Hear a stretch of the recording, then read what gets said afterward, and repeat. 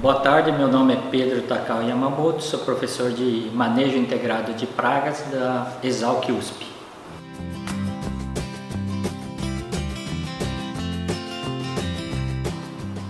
Bom, a questão, já comentamos, né, na parte de manejo de pragas não existe uma receita pronta, né? Mas eu acho que você pensando milho, que vai ter mais problema percevejo segunda safra, o importante é que desde lá do plantio de cobertura você já venha fazendo um trabalho de dessecação precoce, para eliminando a praga.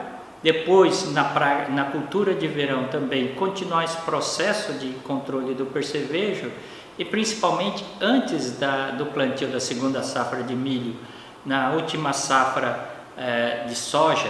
O interessante também é que se faça a diminuição da população para que não tenha problema no milho.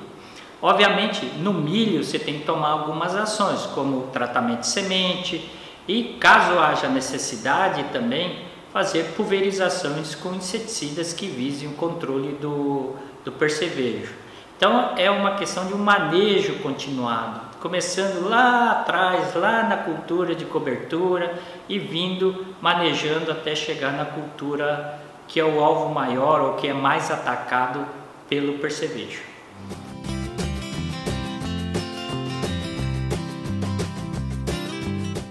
Bom, lagarta do cartucho é um problema sério. Obviamente, se você pensar na tecnologia BT, ele dá uma ajuda muito grande, né? Diminui a incidência dessa praga, mas da mesma forma, Spodoptera hoje nós temos que manejar o sistema de produção, desde da cultura anterior, passando pela cultura atual plantada, inclusive na cultura posterior. Então, manejo de sistema. Obviamente, você pensando, no milho, o que eu vou fazer? O problema maior, obviamente, vai ser na área de refúgio. Mas, o que nós podemos fazer nessa área de refúgio?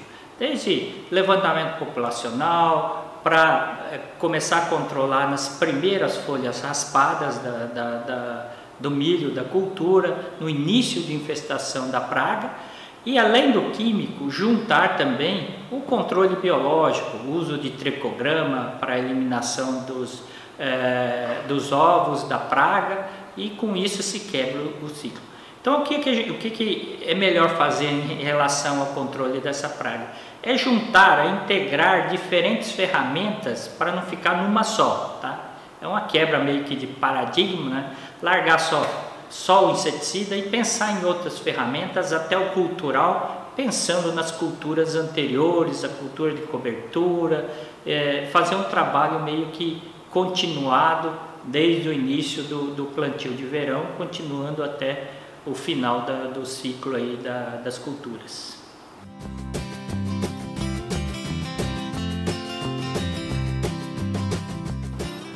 Essa é uma questão que eu acho que tem que se pensar muito bem na questão da aplicação. Tá? É mais eficiente? Imagina-se que algumas coisas vão favorecer uma aplicação noturna. Tá? Desde condições ambientais, temperatura, inclusive umidade do solo. Então talvez seja mais apropriado até fazer de noite, mas tem que ver todas as partes legais, trabalhistas, etc. Mas eu acho que com bom controle no momento correto, ele pode ser feito tanto de dia como de noite. O importante é usar ferramentas que propiciem esse controle, e se for usar um inseticida que é aplicado de forma que ele vá atingir o alvo. Sendo de dia ou sendo à noite, ele vai ser efetivo. Mas de noite a gente vai ter algumas vantagens, como menor evapotranspiração, maior umidade, que isso pode ajudar no controle de pragas.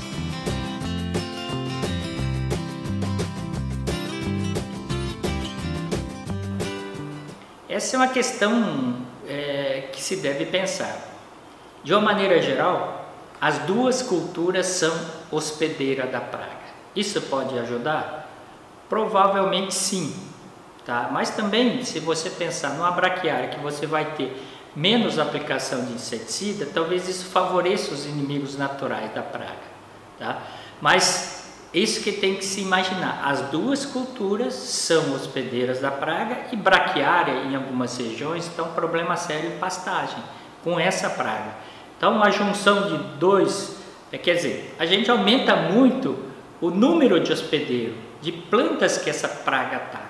Como ela é um consumidor primário, vai consumir o produtor, nós vamos ter tanto uma como outra como produtor, como alimento, isso tende a aumentar a população da praga. Mas eu acho que tudo depende de um bom manejo. Pode ser que esse sistema até desfavoreça a praga, embora a tendência é que vá favorecer.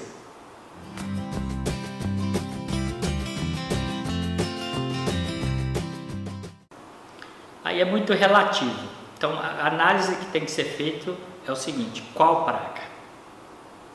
E qual a composição de plantas na sua região?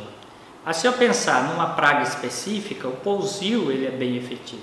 Se eu pensar numa praga polífaga como mosca branca, lagartas, certos percevejos, o pousio talvez não seja tão efetivo se no entorno da cultura nós mantemos também o hospedeiro. Tá? Então isso aí tem que ser bem pensado, deve ser analisado caso a caso e pensar numa paisagem.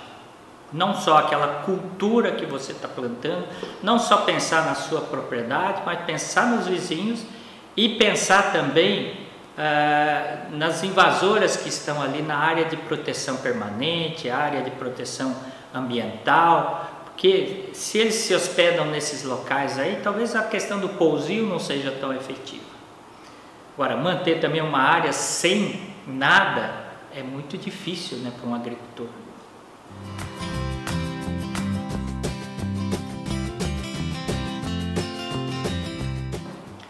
Eu acho que tem que ser feito um trabalho de uma constatação, levantamento populacional da praga, uma dessecação, vamos dizer assim, antecipada e progressiva, tá, com várias aplicações.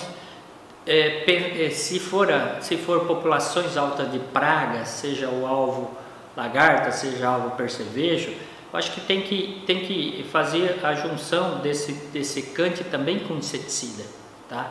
Aí existe corrente que deve usar inseticida de largo espectro, outra corrente de inseticida mais específico para manter a população de inimigo natural.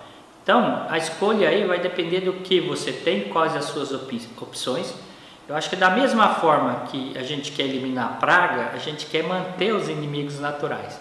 Então a questão aí chave seria o que? Eliminar a praga, eliminar o ambiente, mas de alguma maneira manter os inimigos naturais na área. Então com isso nós vamos ter um trabalho mais efetivo de redução de população da praga para as culturas de interesse.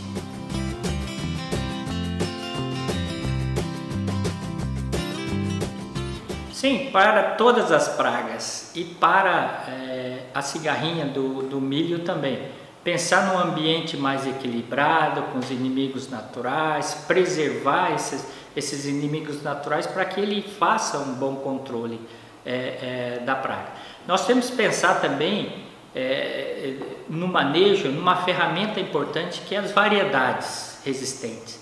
Não digo que tenha variedade resistente, mas tem variedades que eles são menos atacados pela praga. Isso também beneficia, mas de um contexto geral. Se nós pensarmos em MIP, nós vamos ter que usar todas as ferramentas para manter a população baixa da cigarrinha. Se não tiver, as outras opções não forem efetivas, a gente pode entrar com um controle químico, pensando sempre em preservar os inimigos naturais, mas sempre buscando aquele mais efetivo, mais eficaz para controlar aquela praga.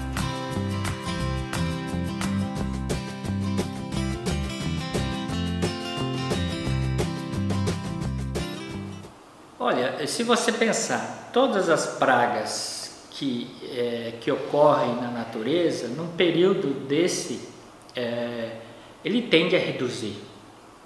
Vai acabar? Dificilmente, só vai reduzir. Se acabasse, país em que tem neve não tinha mais pragas, já tinha acabado. Então, toda praga ele tem um mecanismo de tolerância a essas condições, essas intempéries, condições climáticas não adequadas ao seu desenvolvimento. Ele acaba sobrando, mas diminui muito a população. Então é benéfico que tenha geada para diminuição de população de pragas, mas não é o suficiente. Então talvez ela diminua a população, atrase o início de infestação, demore mais para atingir aquele nível populacional na ausência da geada, mas nós vamos ter sempre a presença da praga. Mas com certeza ajuda.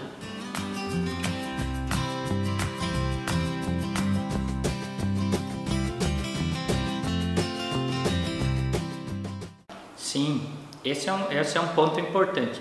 Todos os insetos que são vetores de algum fitopatógeno, nesse caso virose, a tolerância é quase que zero.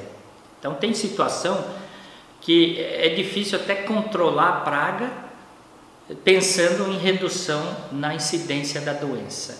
Tem alguns patossistemas que é quase que impossível, tá? Então nós vamos ter que usar outras ferramentas. Mas com certeza, se o inseto é vetor, a tolerância é bem menor, tá? Então se dentro do manejo nós temos uma praga que causa danos, o nível de tolerância dele é maior. Uma praga que causa danos cosméticos, a tolerância é bem menor. E do mesmo jeito, uma praga que é vetor de um fitopatógeno, principalmente virose, aí sim a tolerância é ainda menor. Então nós temos que manter quase que a área livre desses vetores.